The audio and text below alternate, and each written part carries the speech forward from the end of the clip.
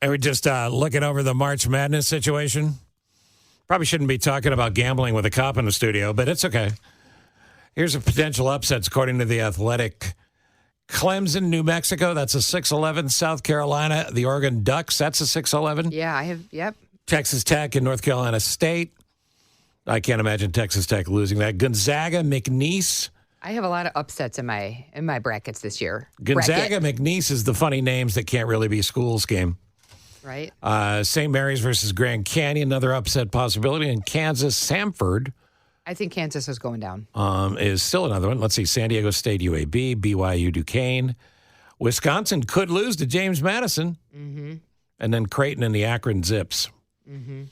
The Akron Zips was a band that John and I formed. Yeah, we were pretty good. Yeah, we were pretty good. We were pretty good. We used to be the Sanford Sons, but we changed that. As you know, Andrea, you and I do a very extensive job to try to make sure that we keep the good the police does every day in the city in front of the public. Absolutely. So please introduce our guest. Oh, I'm always thrilled to introduce our friend from the 14th District, Commander Melinda Linas. Thank you so much for being with us. We love when you come in studio with us. Thanks for having me again. I love it. And by the way, happy Women's History Month. Yes. Thank you. And the Chicago Police Department is doing something really special and really wonderful, highlighting different women. You were one of the women featured on social media for the department. And you're so modest. I know. mean, I'm just Army like, veteran, breast cancer survivor, commander of the 14th District. You were commander of the community policing unit as well, too. So you've done it all. I've done a lot, yes. For as far as that campaign, yes. The department asked female officers if they wanted to volunteer to put some of their information out there. And I think it's really courageous of all the women that did step up, because it shows that we want to not only showcase what we're about, to show who we are as people, but also to mentor other officers and get other women thinking about police work as a career. So I'm really proud of the women that did step up and put their information out there. Well, you should be. Why is this a great career for a woman? Well, I love it because it's so diverse. There's so many different aspects to it, and we all have strengths and weaknesses, and you could kind of gravitate.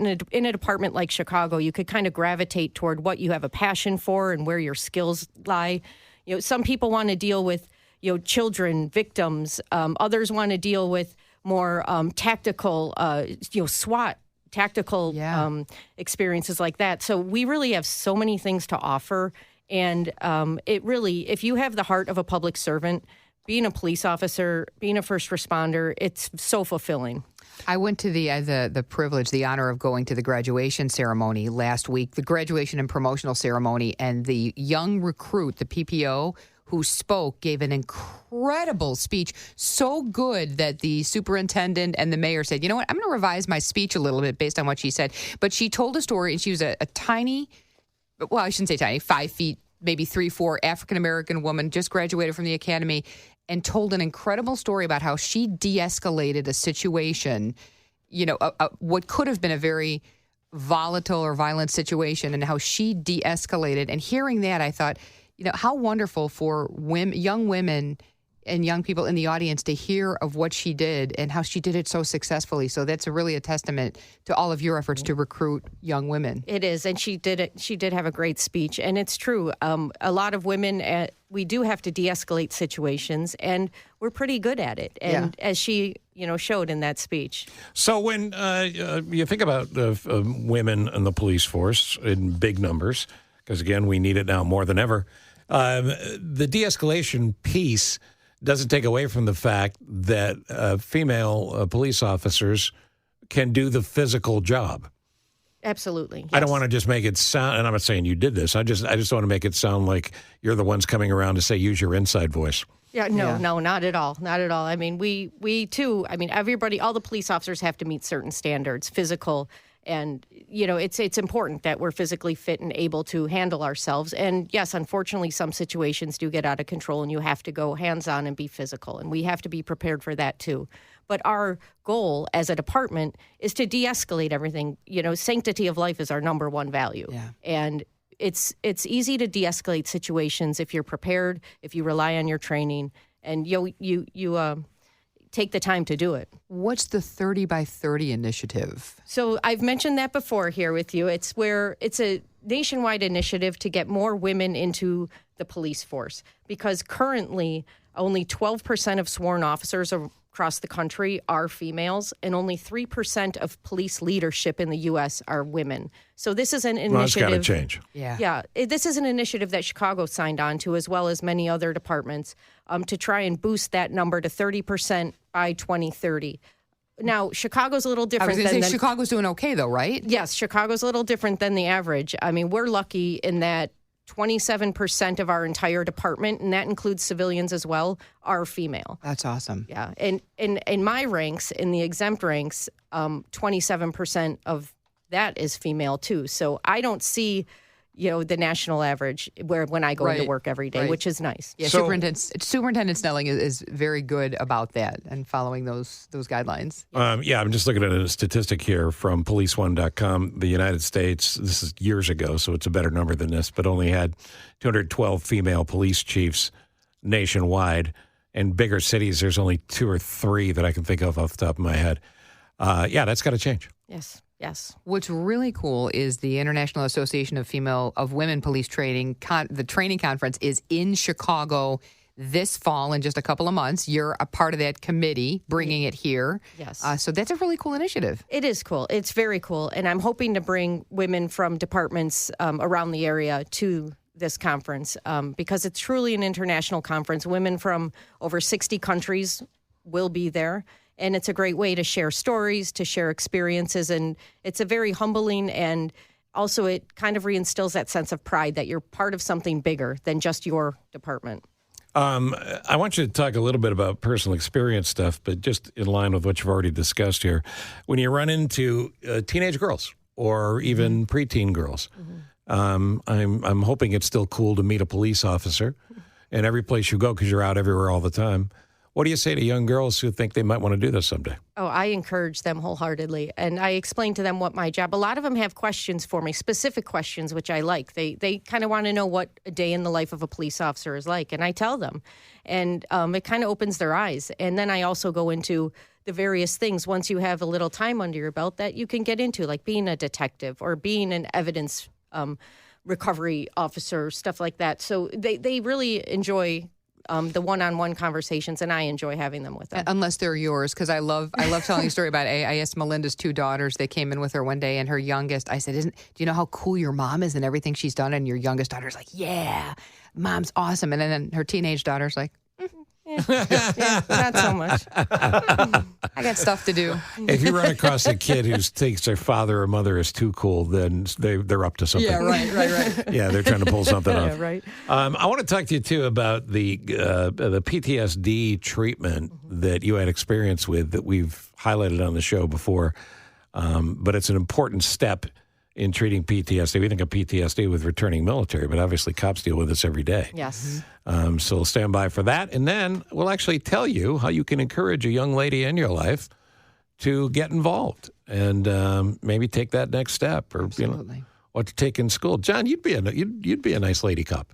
I think I would. I think it's hands down. And what you're saying is I have a chance. Yes. Okay. Yeah, not with the Chicago Police Department, but you do have a chance. You have a chance at something. It's something. Yeah. Okay, whatever.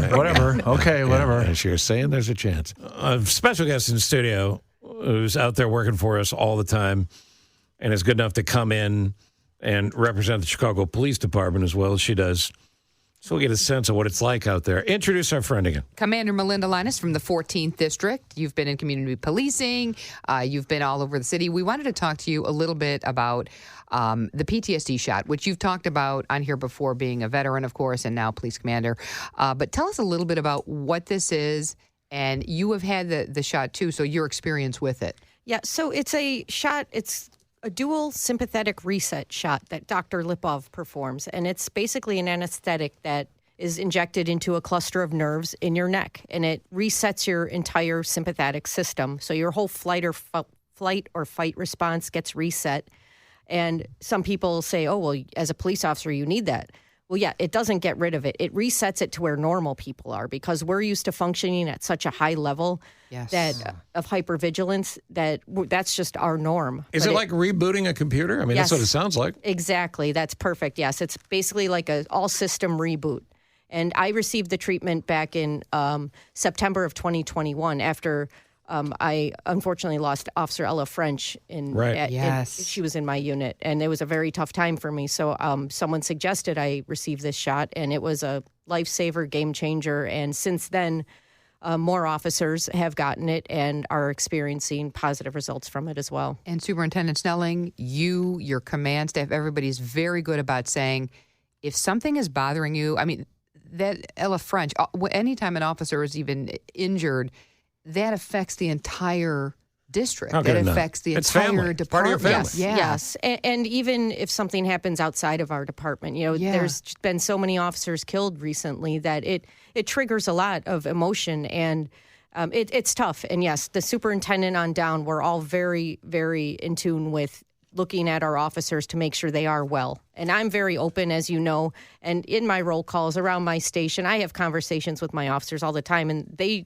need to know that it's okay if you need some help. Absolutely. And they are aware that if they happen to respond to a call that might leave a lasting impression on them, that they could come to me and tell me that, and we're going to work through it, because it's important. You don't know what triggers you may not trigger me, and we shouldn't suffer. I want to ask you about a story from the East in New York, because I think another misnomer we all have when it comes to cops is, what's your day like?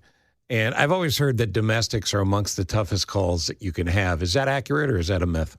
I mean, it could be one of the toughest. There's so many things going on there and so many things to consider, and they're very dangerous because emotions are so high. And there's sloppy, lazy reporting, which makes it a lot worse. And we live in a time where there's less money to do the right thing journalistically. So Nick and Andrea know this. There's people on the air, even in a city like Chicago, who 10 years ago wouldn't have been hired as interns because they are, and I'm talking about TV mostly, but I'm sure radio as well. But this goes to Queens, New York, where a Queens woman was arrested for trying to keep squatters out of her home by changing the locks. Because New York State had passed a law that said if you go into a home and you occupy it for 30 days, and a few other provisions, like it's your exclusive residence, you have to be court-ordered out of the house. The person that owns the house can't change the locks, can't have someone else come and remove you, and they could be arrested. So this woman who had inherited the house from her parents who passed, she ended up getting arrested. The police who were there on the scene to make the call, in this sloppy reporting, were made out to be the bad guys, that they took this lady away. You don't have to agree with every law that you have to enforce, is my point. correct. No, we uphold the law. Right. We take an oath to uphold the law. And unfortunately, sometimes we do have to make tough decisions like that. Yeah. Yeah. Right. So in enforcing this law, this woman had to be charged. We hope it works out well for her in court.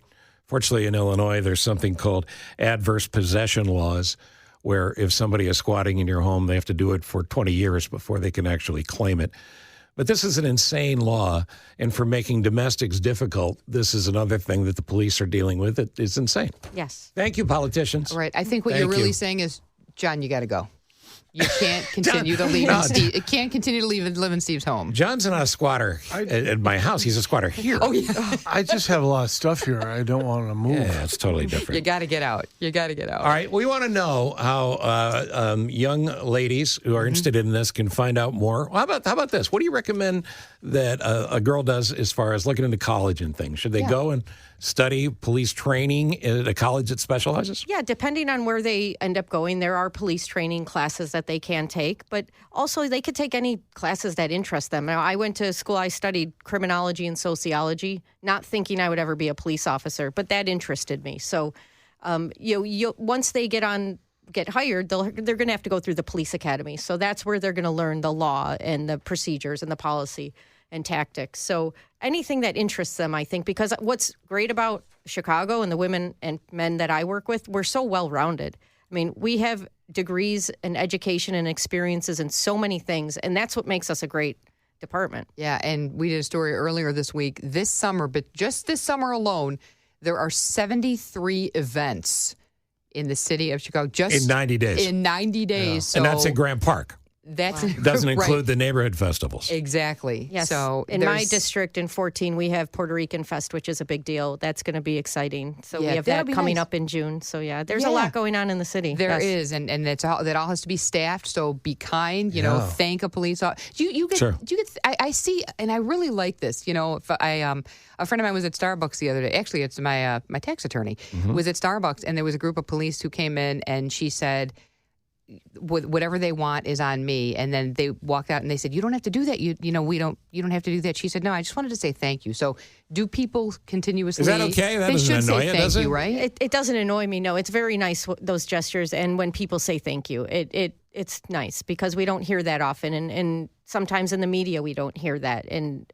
it's important for the officers to hear it face to face by the community that they are actually out there with. Yeah, I see more people thanking nowadays, which I think they should be. So I think that's a good Yes, thing. it is nice. I saw a cool thing as well. I don't remember where. It was lunch somewhere where a dad brought his little two boys, over to a table full of officers because the little guys wanted to shake their hands and say hi. Oh, that's cool. I love that. Yes, Taking a that's picture, great. that's okay. And to Yes. bring it full circle, that ties back into this community policing thing and encourage communities to watch out to let you know what's going on. If you see something, say something. Yes.